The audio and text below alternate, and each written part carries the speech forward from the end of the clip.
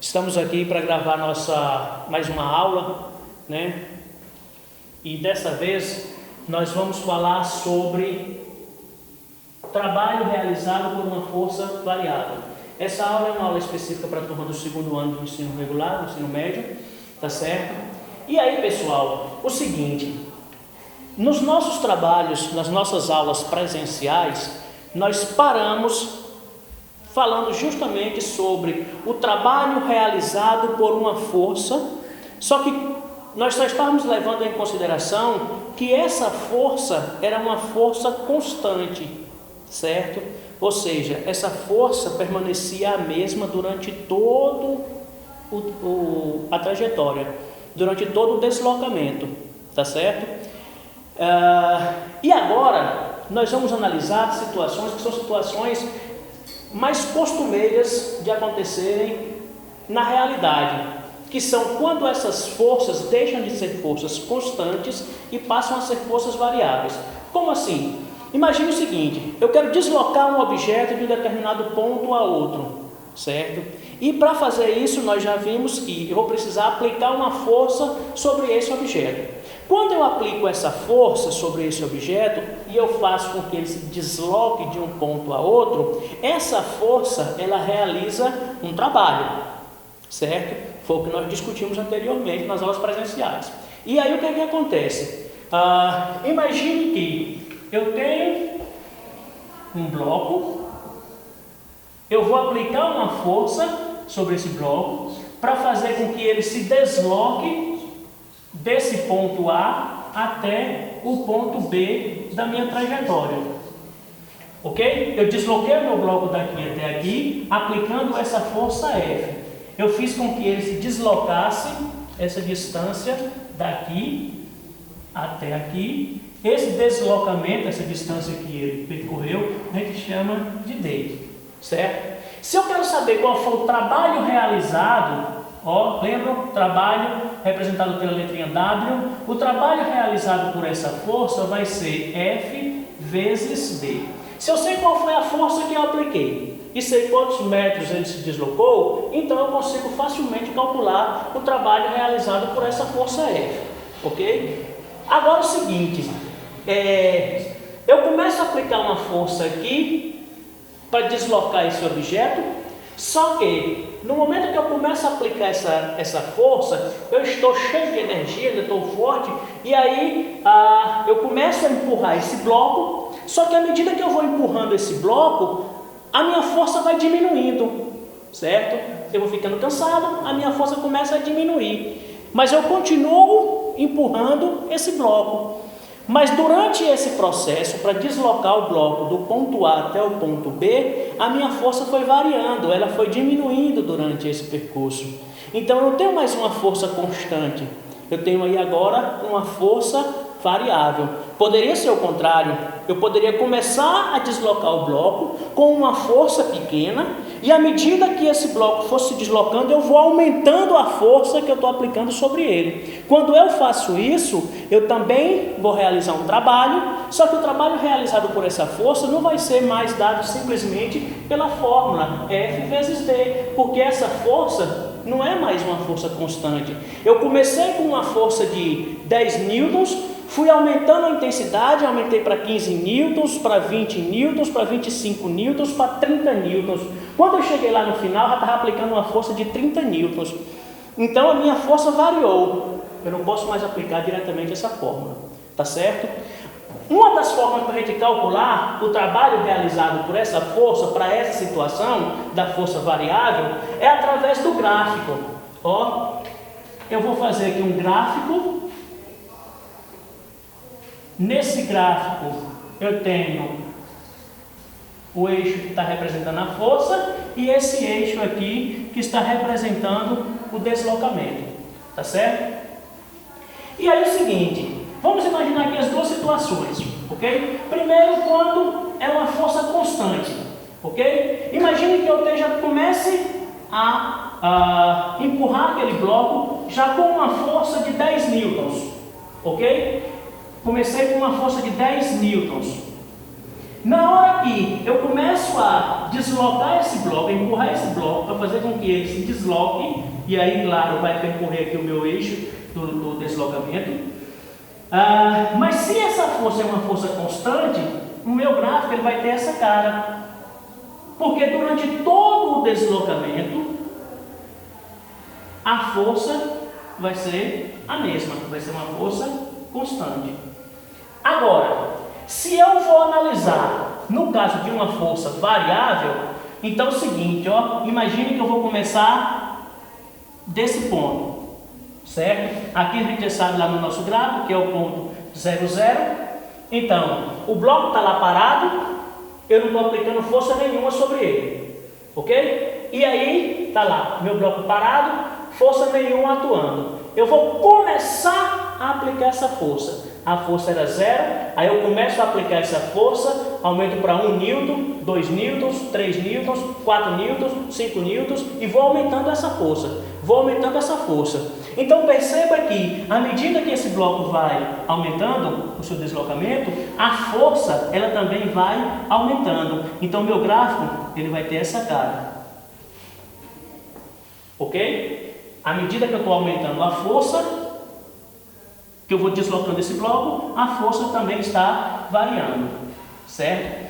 E aí é o seguinte, imagina que quando chegou nesse ponto aqui, nesse ponto, ok? Ó, se eu quiser saber qual foi a distância que eu já percorri, qual foi o deslocamento dele até aqui, ó, eu venho para o eixo do deslocamento.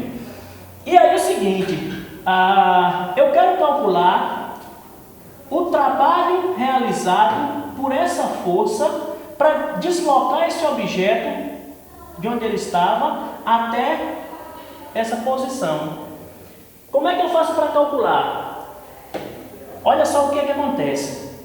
A área dessa figura, ó, a área dessa figura, ela vai ser numericamente igual ao trabalho realizado por essa força. Então fica simples. Para eu calcular o trabalho realizado por essa força F, basta eu calcular a área dessa figura. Nós temos o seguinte, ó, o trabalho, deixa eu trocar aqui o piloto. O trabalho realizado por essa força F, ela vai ser numericamente igual à área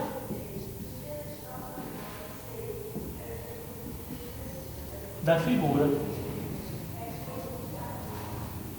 A área da figura, certo? Nesse caso aqui, qual área vai ser essa? A área delimitada aqui, ó, essa áreazinha que eu estou destacando aqui, ó, essa área dessa figura, essa área que eu destaquei aqui em vermelho, ó. Que figura é essa que eu estou formando aqui? Ó, se vocês observarem direitinho, a figura que foi formada aqui, ó, é um triângulo.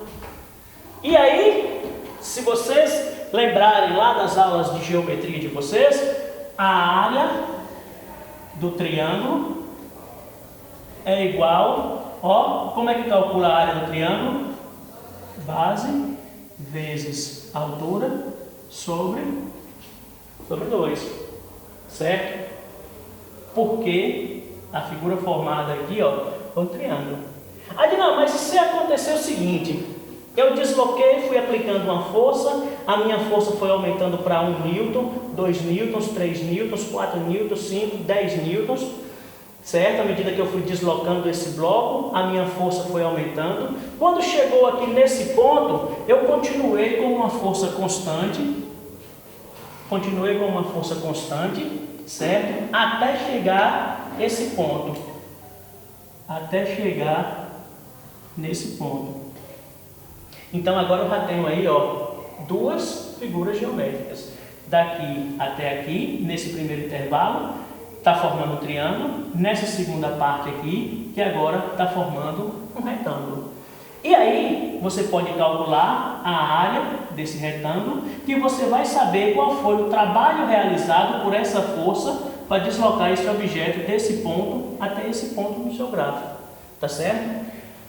Ou você pode, se você não quiser fazer o cálculo das duas áreas, da área do triângulo e a área do retângulo, você pode fazer, ó, a figura toda de uma vez. Que figura toda é essa aqui? Um trapézio. E como é que você calcula a área dessa figura?